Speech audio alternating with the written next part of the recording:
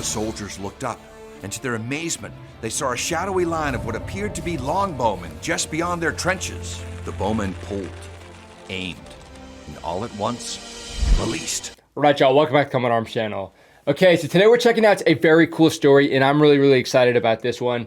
Now, when I was younger, I used to read a lot more books than I do now just because I had more time. And my favorite were always the ones from like World War I and World War II, especially like the first-hand accounts, sort of like the diary kind of stuff. Those are just really fascinating to hear. Now, you will also get some exposure to some stories like this. So today we're checking out the Angels of Mons. Now, these stories are super fascinating because like with some, you'll get like the first-hand accounts of them actually like seeing this, and it kind of corroborates it. And it's just like really weird to hear these random like miracles happen.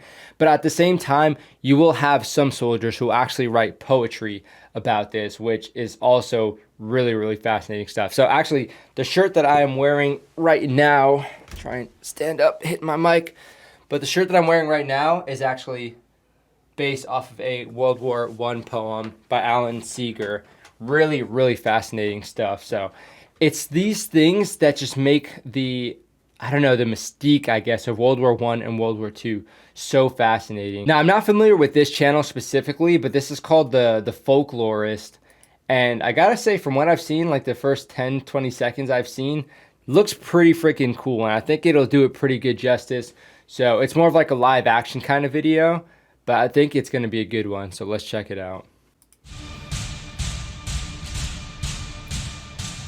So 1914, actually the Christmas truce was also in 1914. So early on in World War I, there's a lot of like really fascinating stories. I think most of the more interesting stories happened early on during the war because it was just so different. It's August 22nd, 1914, and World War I is just 2 weeks old as the British forces are on their way to assist the French military in their defense against the advancing German army.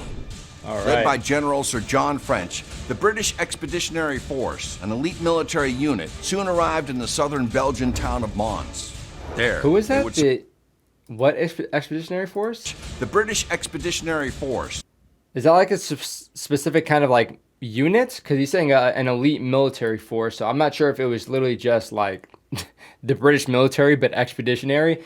Yeah, if you guys know anything, again, if you can add any sort of context to this, please do so. Or if you have like a good recommendation for some books or some other like publications that mention this, then that would be really cool to check out as well. The southern Belgian town of Mons. There, they would support France's Fifth Army, which was suffering heavy casualties and was on the verge of defeat. As they took up their defensive positions, they soon found themselves outnumbered 2-1. If they couldn't stop the German army, northern France would be lost. This is like really like well done. I mean, they have just enough of like the actual scenery and props to make it like pretty believable. And at the same time, you got this narrator dude who kind of reminds me of like William Shatner or something. But as the bullets began to fly, France's Fifth Army unexpectedly withdrew from the battlefield, leaving the British right flank exposed, vulnerable. What As the battle waged on, the German army was closing in on the British, forcing General French to give the order to retreat. Although his troops were exhausted, they fell back in preparation for the German onslaught. Damn. And it was at that moment, amidst the heat and the clamor of the cannonade, that the British knew the final surge was looming. The soldiers turned to each other with knowing eyes as the German noose tightened. Some dropped to their knees in prayer. Others sang songs about the world they were about to leave behind and the things that reminded them of home. But so just looking at Mons actually real quick, this looked a little bit different from what we normally see in World War I. So I'm just bringing it back to this imagery real quick. So I'm just trying to get a better appreciation for what Mons actually looked like. So we can see here's like, I guess the main battle line, and then I guess the French flank, I think they're saying they're on their right, pushed back without letting them know. So I guess they're reacting at that point. But when I think of World War I always think of just trench warfare and like open fields. And this looks very much different. This is like a spider web of all these different roads. Okay, so you guys can just get a better appreciation because I was just looking up some imagery. So yeah, it's not necessarily like trench warfare. It's like we can see the French here are literally fighting on this like ditch berm here. And then this is like an assembly sort of area. So this is minutes after this photo was taken, a company moved in position at Nimi. Okay, so yeah, pretty interesting to see. I wonder how much of this was actually like urban fighting whenever the people started getting like pushed back, the main line started getting pushed back. But as the final moment drew near, one soldier recalled something rather odd. He was reminded of an image he had seen etched onto a dinner plate. It was a depiction of St. George, the patron saint of archers. It is said that St. George came to the aid of the British in the Battle of Agincourt during the 100 Years' War. And just underneath that image was an inscription that read, "May St. George be a present help to the English." He's really the saint of soldier began to archers? whisper this phrase over and over again. "May St. George be a present help to the English." And as he spoke those words, he was startled by a booming voice. "Hooray! Hooray! Hooray!"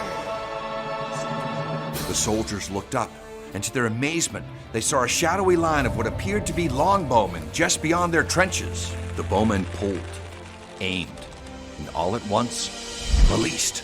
The apparition stunned the German troops. The sun went dark, and a deadly rain of arrows fell upon them.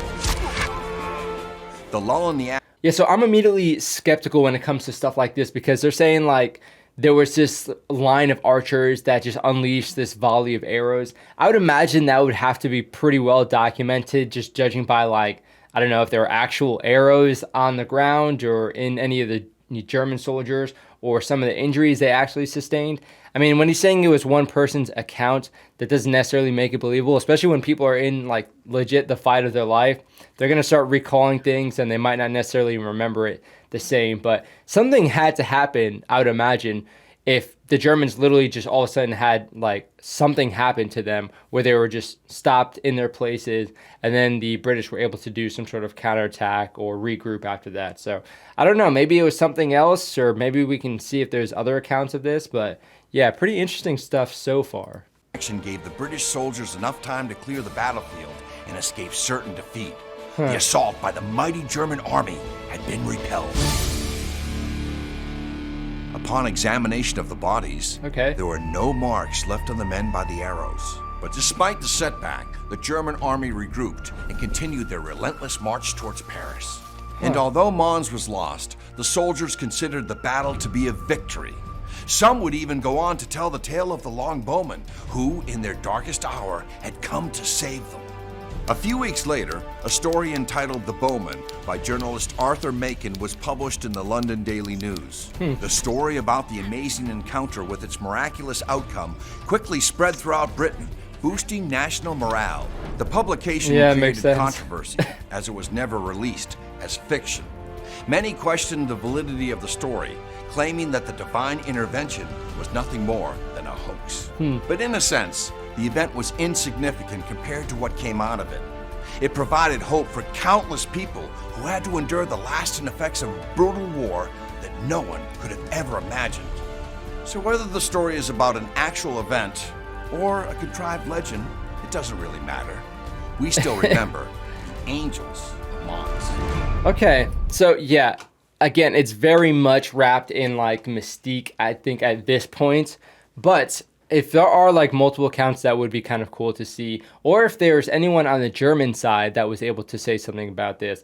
But when they're saying that there was no like arrow wounds or what have you, like what happened to them? There had to have been some sort of injury or something. It had to be listed as some sort of, you know, mechanism for these injuries to actually stop these people. But yeah, I don't know. This is very interesting stuff. Now, I've read books where even on the German side, you have all this random, like mysterious sort of almost paranormal, supernatural kind of stuff happening to assist them in their battle. So I don't know how these angels are like picking sides or what have you, but you will hear stories like this from both sides, which makes it, I mean, less believable, I think, but still really, really fascinating to hear about. If you guys have any other stories like this, please recommend them down below. I read a book, I think it was called Storm of Steel. I'll put it up here because I read it at some point, but it had some stories like this as well. That was actually from a German soldier. And yeah, it's really fascinating. I'd recommend that book. But if you guys have any good book recommendations as far as like war memoirs from like World War I or World War II, even like other stuff like the 100 Years' War, it's just super, super fascinating. Because again, when you have these massive wars that tend to span a lot longer than people would have expected, it's just fascinating to see how the world responds and what kind of stories actually make it out of these wars. There's a lot of incredible stories that can be told for sure, but the validity is definitely going to be questionable. But it's interesting to see what the people, and especially like even like the media, will take out of these specific events and sort of popularize.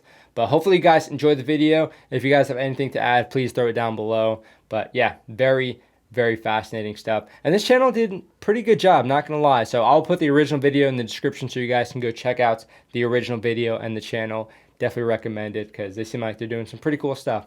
But that is it for this video. I will see y'all in the next one.